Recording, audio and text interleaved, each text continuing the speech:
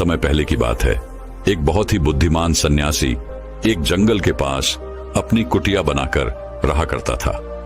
जो भी उनके पास अपनी समस्या लेकर आता, वह बहुत ही बुद्धिमानी से उसकी समस्या का समाधान निकाल देते। एक दिन वह वहीं पास के ही एक गांव में भिक्षाटन के लिए गए। जब वो भिक्षा मांगकर वापस लौट रहे थे, तो रास्ते में उन्हें एक युवा व्यक्ति ने रोक लिया और कहा, मैंने सुना है कि आप किसी भी समस्या को बड़ी बुद्धिमानी से सुलझा देते हैं।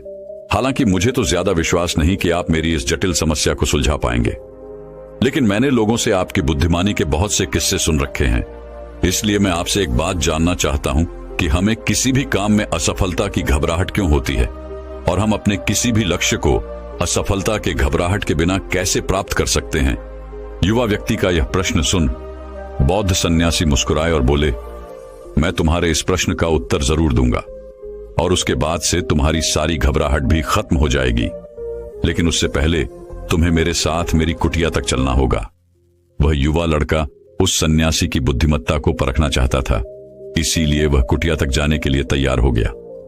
इसके बाद वह बौद्ध सन्यासी उस लड़के को अपने जंगल के पास बनी कुटिया में लेकर आए, लेकिन तब तक शाम हो चुकी थी, इसीलिए वह भोजन करके सो गए।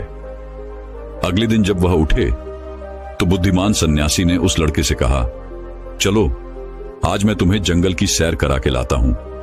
और वह दोनों जंगल की तरफ निकल पड़े। कुछ देर बाद बुद्धिमान सन्यासी ने उस लड़के को एक गुफा दिखाई और कहा, चलो मैं तुम्हें उस गुफा की सैर कराता हूं। लड़के ने कहा, हाँ चलिए, मुझे भी जंगल की गुफा देखने की काफी दिनों से इच्छा थी। इसके बाद वे दोनों गुफा के अंदर चले गए। गुफा के अंदर काफी अंधेरा था, लेकिन थोड़ी देर बाद बौद्ध सन्यासी चुपके से गुफा से बाहर निकल आए और उस गुफा के द्वार को बाहर से बंद कर दिया। उस लड़के ने गुफा के भीतर से बहुत आवाज दी कि मुनिवर कहां हैं आप, कहां चले गए, मुझे जवाब क्यों नहीं दे रहे।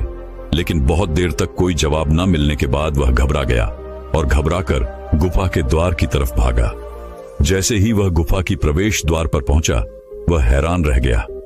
यह क्या, यहां तो किसी ने गुफा के द्वार को बाहर से बंद कर दिया है। अब मैं बाहर कैसे निकलूंगा।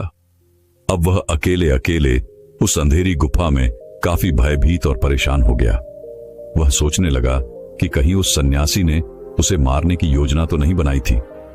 अब वह गुफा में इधर उधर घूमकर बाहर निकलने का रास्ता ढूंढने लगा। वह गुफा में काफी देर तक इधर उधर भटकता रहा, लेकिन उसे बाहर निकलने का कोई रास्ता नहीं मिला।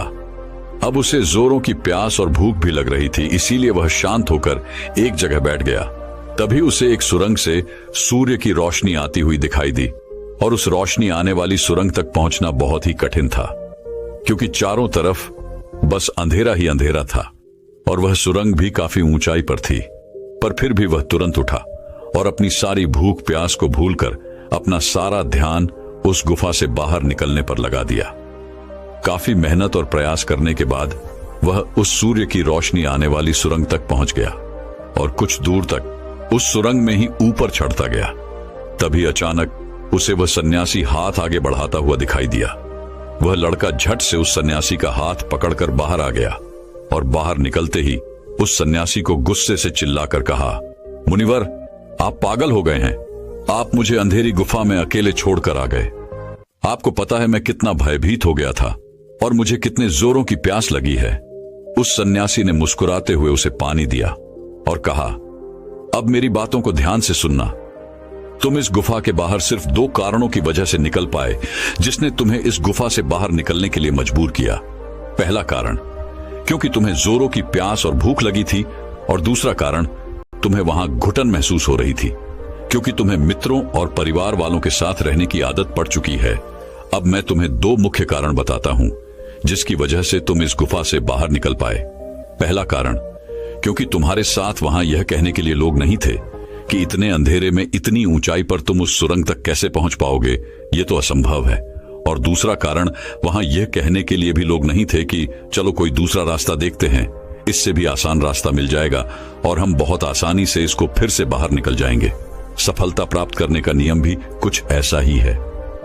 यह तो मैंने तुम्हें सफलता कैसे प्राप्त करी, इसकी एक छोटी सी दुनिया बनाकर दिखाई है, और वास्तविक दुनिया इससे कहीं अधिक जटिल होती है।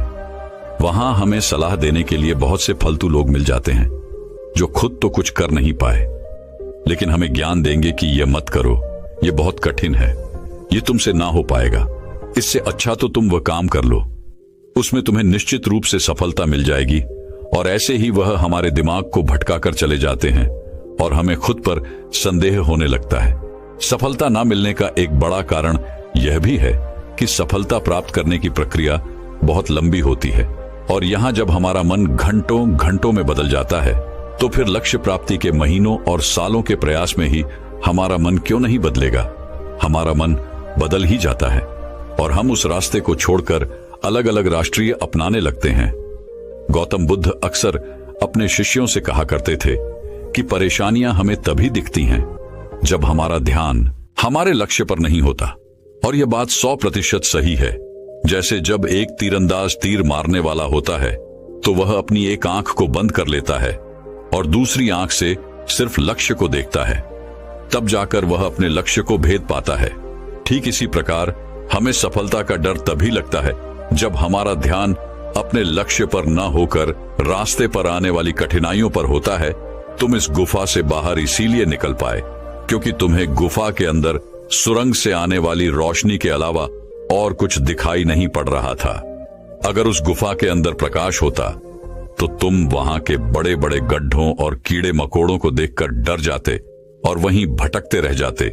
इसीलिए अपना सारा ध्यान केवल अपने लक्ष्य पर टिकाए रखो और आसपास क्या हो रहा है, लोग क्या बोल रहे हैं, उस पर ध्यान देना बंद कर दो।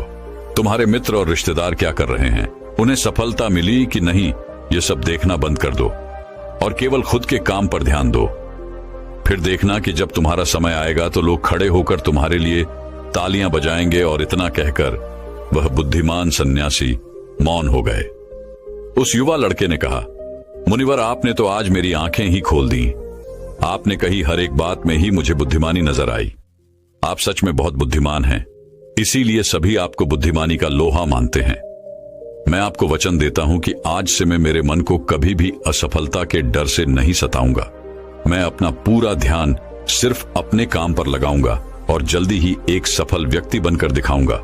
इतना कहकर उस लड़के ने बुद्धिमान सन्यासी का धन्यवाद किया और वापस अपने गांव चला गया।